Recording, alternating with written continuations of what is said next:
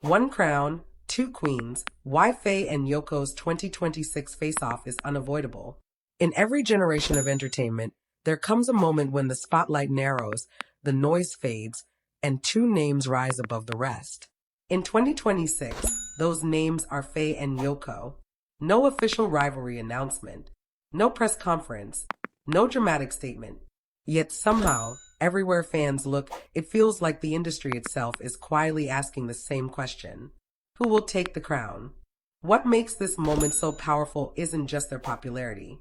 It's timing, it's trajectory, and it's the way their paths, once separate, now seem destined to collide. This isn't a manufactured rivalry. It's an unavoidable face-off written by momentum. Faye entered the new year with confidence that didn't need to be loud. Her presence alone commanded attention. Each appearance felt deliberate. Each role choice carefully measured, not rushed, not overexposed. She wasn't chasing trends.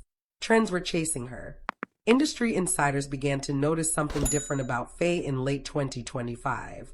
Her performances carried weight. Not just emotional depth, but authority. Directors trusted her instincts. Co-stars adjusted their rhythm around her. She wasn't trying to be the center of attention. She already was.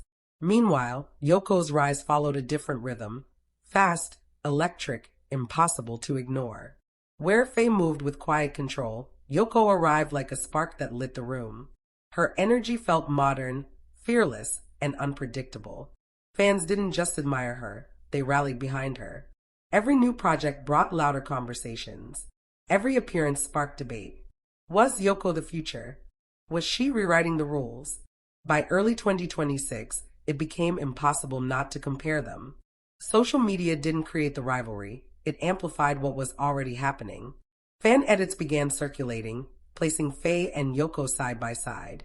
Not to tear them down, but to ask the unspoken question, who represents this era better? One comment would read, Faye feels like a queen who's already claimed her throne. Another would reply, Yoko feels like the storm that's about to take it. The contrast only made the fascination deeper. Faye represents refinement, growth earned over time, a presence built slowly but solidly. She is proof that longevity still matters.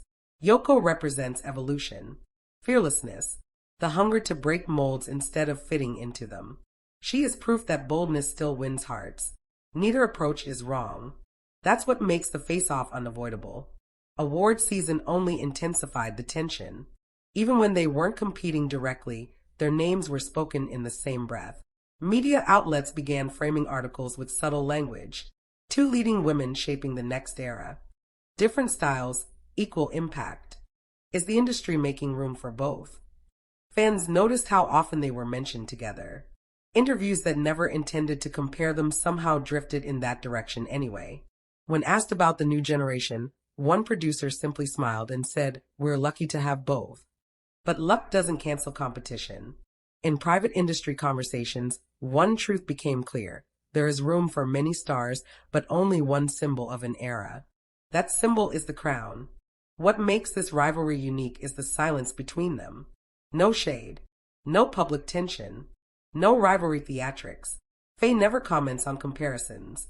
She acknowledges her work, her team, and her gratitude. Yoko does the same, focusing on growth and opportunity. Yet fans read into everything. A glance at an event, the order of names on a poster, who closed the show, who trended longer. Every small detail becomes evidence in a debate neither woman asked for, but both must live with. And perhaps that's why the face-off feels so real. Because neither Faye nor Yoko is trying to win a battle. They are simply becoming who they are meant to be. And their journeys are intersecting at the same moment. There's something poetic about it. Faye's strength lies in consistency. She doesn't rush. She doesn't over-explain. Her silence feels intentional, almost regal. Yoko's strength lies in movement. She adapts quickly, learns publicly, and embraces change without fear. Her energy feels like momentum itself. Together, they represent two sides of modern stardom. Grace and fire. Stability and revolution. Legacy and possibility. Fans often ask, why can't both win? The truth is, both already have. But history shows us that eras are remembered by symbols, not statistics. And in 2026, the industry is watching closely to see which image will define the moment. Will it be Faye, the queen who arrived prepared, grounded, and unshaken? Or Yoko, the challenger whose rise feels unstoppable, whose future seems limitless?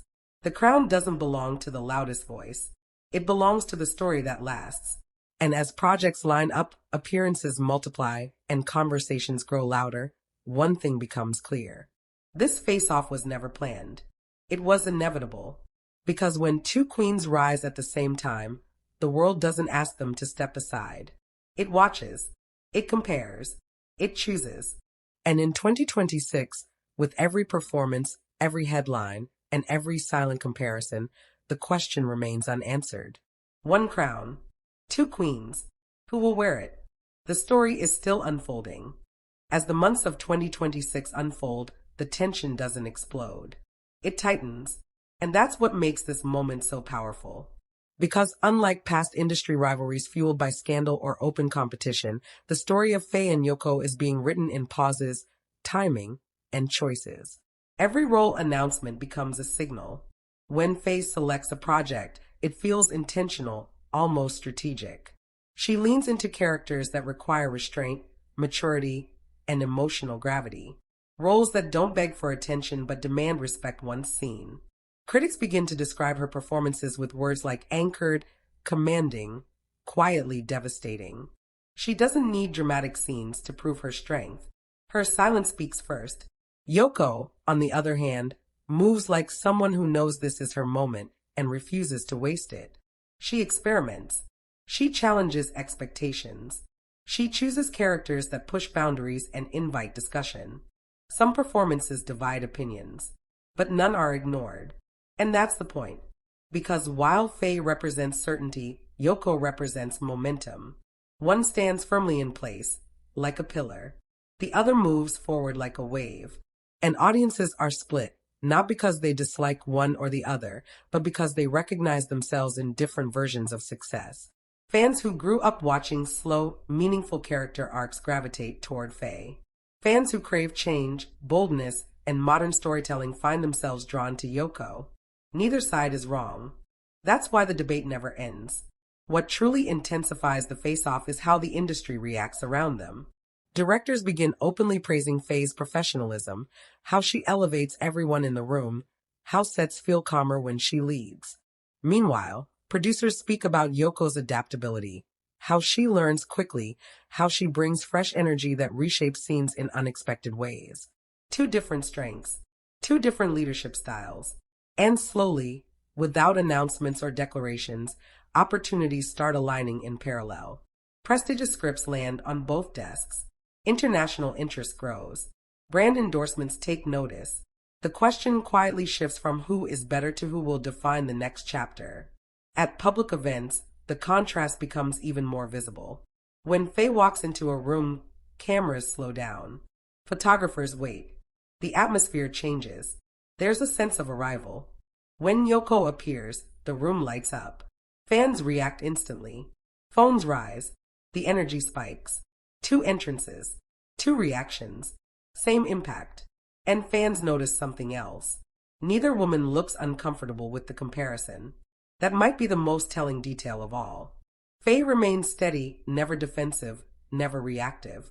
As if she understands that true confidence doesn't rush to explain itself. Yoko remains fearless, never shrinking, never apologizing for taking space. As if she understands that growth requires visibility. They aren't threatened. They are aware. And awareness changes everything. As award nominations approach, speculation reaches its peak. Not because people want drama, but because they want meaning. Who represents the present? Who represents the future? Who carries the weight of expectation without breaking? The truth many fans begin to realize is this.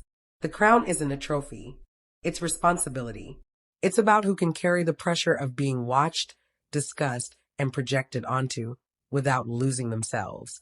Faye carries pressure like she's worn it before. Yoko carries pressure like she's learning to turn it into fuel. And maybe that's why the face-off feels so human. It isn't about rivalry. It's about transition. about an industry standing at the edge of change, unsure whether to lean into stability or leap forward.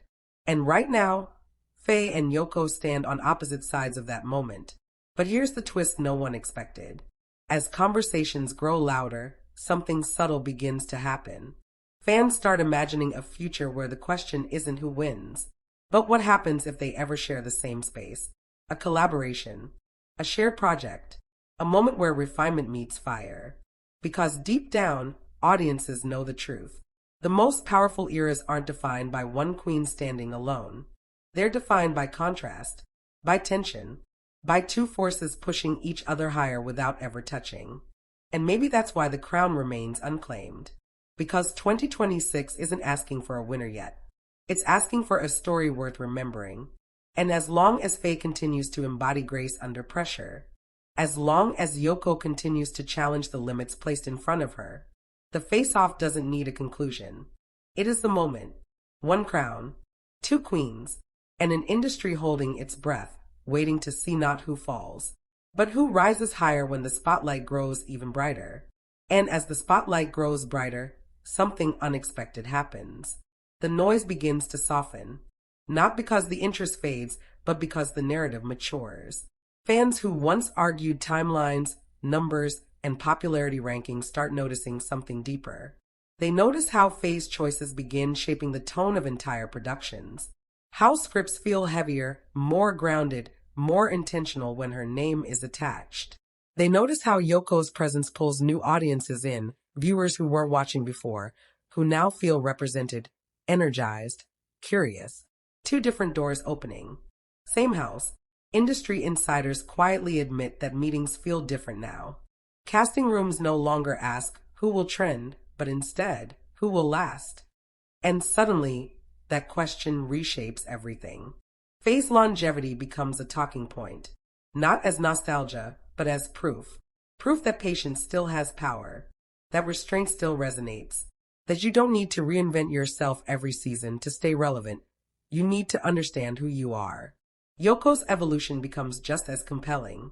Each project reveals a sharper instinct, a stronger presence, a clearer sense of self. She isn't rushing anymore. She's refining, learning which risks matter and which distractions to ignore. Viewers sense the shift. They stop comparing numbers and start comparing impact. Scenes replayed not because they were loud, but because they lingered. Lines quoted not because they were dramatic, but because they felt true. And here's where the story takes its quietest, yet most powerful turn. Neither woman acknowledges the battle. No interviews address it. No statements fuel it. No subtle digs, no competitive framing. That silence becomes the loudest statement of all, because it tells the audience something important. This isn't a war being fought on stages or screens. It's a transformation happening in real time. A passing of energy, not a stealing of spotlight. As award season approaches, expectations tighten again. But now, they feel different. Less aggressive, more reflective. Fans don't just want wins. They want validation. They want reassurance that the kind of talent they believe in still matters. When Faye is nominated, it feels like recognition of discipline, growth, and emotional intelligence. When Yoko is nominated, it feels like acknowledgement of courage, risk, and forward motion. No loss feels like failure. No win feels like domination. And that's rare, because the industry isn't crowning a single queen this time. It's expanding the throne. There's room for steadiness and spark, for depth and daring, for those who built the path and those brave enough to run ahead on it. Somewhere in the middle of all this, fans begin saying something that changes the conversation entirely. This doesn't feel like competition anymore. It feels like balance. Balance between generations, between styles, between what the industry has been and what it's becoming. And maybe that's why this story refuses to settle. Because endings are easy. But moments like this, they stretch, they breathe, they stay unfinished. As 2026 continues, one thing becomes clear. The crown isn't waiting for someone to take it. It's waiting for the era to decide what it truly values. Until then, Faye stands firm, rooted, assured, unshaken.